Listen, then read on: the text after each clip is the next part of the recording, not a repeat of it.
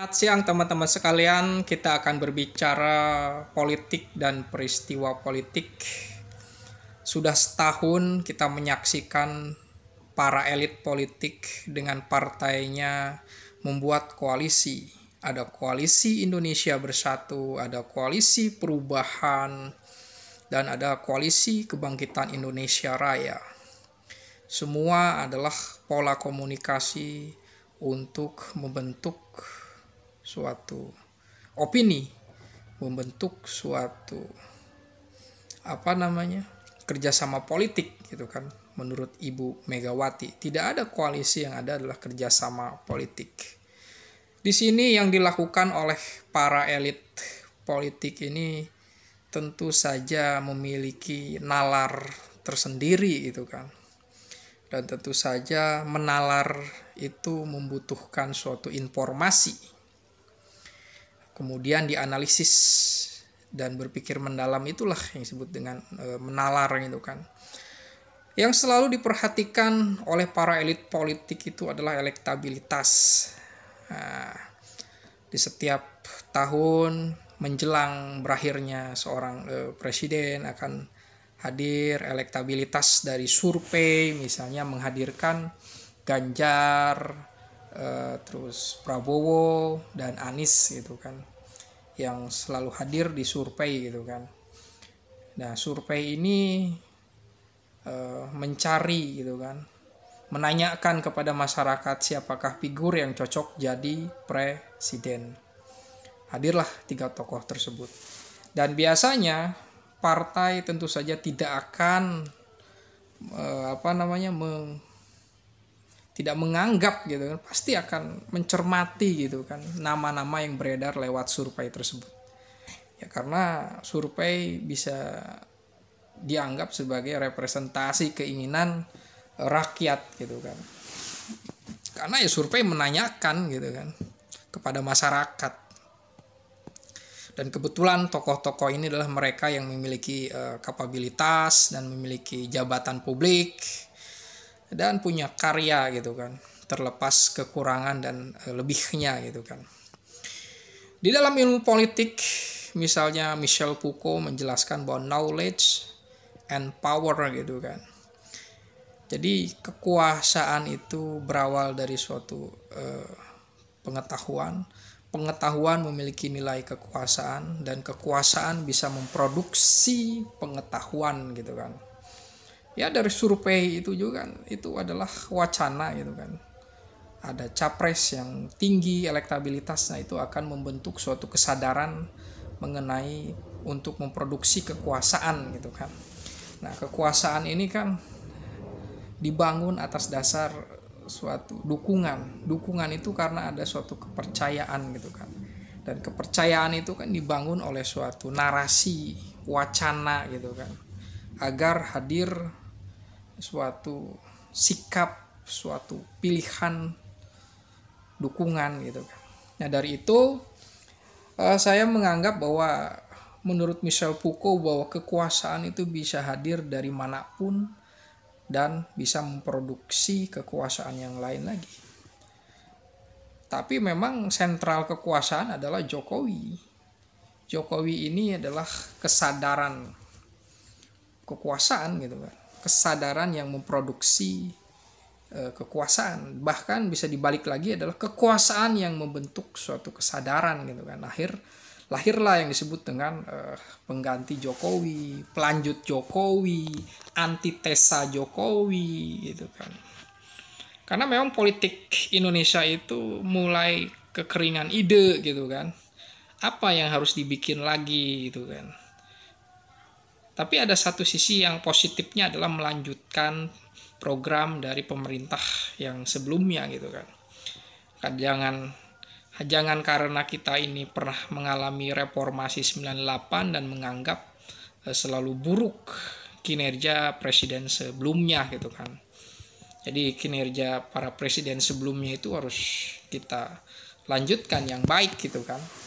Yang disempurnakan yang kurang baik gitu kan. Nah, dari situ bahwa kerja politik itu sangat melelahkan sekali. Kerja politik berkomunikasi, mensosialisasikan program, berkumpul dengan para elit politik lain, menjalin hubungan, bahkan mensabotase, bahkan mengkhianati kawan koalisi. Itulah kerja-kerja politik. Dan di ruang publik ramai dengan soal pendukungan, soal janji-janji, wacana tentang kehidupan Indonesia yang lebih baik gitu kan. Ini sangat sesuatu yang hadir dan disukai oleh masyarakat gitu kan sebenarnya. Atau masyarakat tidak memiliki pilihan yang lain gitu kan selain antara dia ikut memperhatikan atau apatis gitu kan. Ya jangan sampai masyarakat apatis terhadap politik. Karena demokrasi itu bukan hanya pemahaman mengenai politik dikuasai hanya orang elit saja. Masyarakat yang banyak juga harus menyadari itu gitu kan. Kalau kita tidak menyadari bahwa ada suatu sistem politik yang tidak produktif, ada suatu sistem politik yang hanya membangun elitis, ada suatu sistem politik yang kemungkinan kedepannya tidak menghasilkan suatu perubahan, kita tidak boleh membiarkannya menjadi besar gitu kan. Kita harus melakukan suatu pilihan, kita harus memilih, kita harus sadar, kita harus mendukung mereka yang lebih baik gitu kan, yang terbaik daripada yang terburuk gitu kan. Dan ini tentu saja di dalam politik ini membutuhkan suatu komitmen gitu kan, ada suatu militansi gitu kan. Demokrasi ya itu harus ada kesadaran dari masyarakat untuk sama-sama berpartisipasi gitu kan. Nah, kerja politik ini setelah setahun ini ya hanya bersifat relatif saja. Memang yang penting itu adalah kepentingan di sana itu. Bahkan yang disebut dengan wacana ideologi itu ya dianggap sebagai sesuatu yang tidak terlalu seksi atau tidak ramai gitu kan. Ya karena kita udah sepakat bahwa ya soal ideologi kita dalam bernegara itu ya Pancasila gitu kan. Dan sepertinya masyarakat sudah tidak terlalu memusingkan soal ideologi gitu kan. Karena sesuatu yang bersifat ideologis, sesuatu yang berguna, sesuatu yang memiliki nilai agung itu harus dirasakan efeknya gitu kan.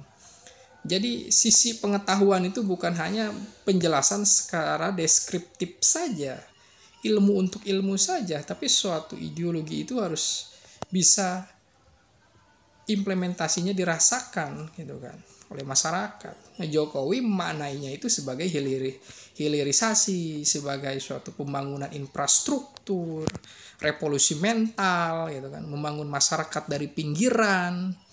Dia mau membangun ekonomi gitu kan dari sana gitu kan, apa yang dia pahami dengan melaksanakan suatu pembangunan masyarakat di pinggiran gitu kan. Ada suatu ide gitu kan, ada suatu ide berusaha untuk mewujudkan yang namanya tuh keadilan sosial, kesejahteraan gitu kan. Dari sana memang ini wacana Jokowi tentang pembangunan itu sesuatu yang teknis gitu kan, tapi landasannya adalah tentang